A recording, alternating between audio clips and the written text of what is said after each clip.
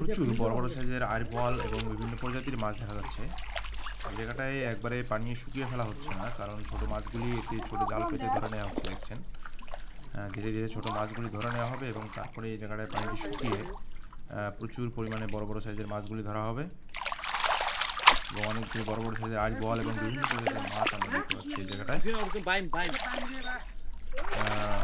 মাশাআল্লাহ বেশ ভালো সাইজের একটা বাইম মাছ দেখতে পাচ্ছি আমরা এই জায়গাটায়। পানি এই জায়গাটায় এখন অনেকটাই বাকি আছে, তার মধ্যেই যে পরিমাণ মাছ আমরা এখন পর্যন্ত দেখতে পাচ্ছি তাতে পানিটি পুরোপুরি শুকিয়ে গেলে প্রচুর পরিমাণে মাছ হবে সেটি বোঝা যাচ্ছে। দেখছেন খুব সুন্দর একটা বাইম মাছ।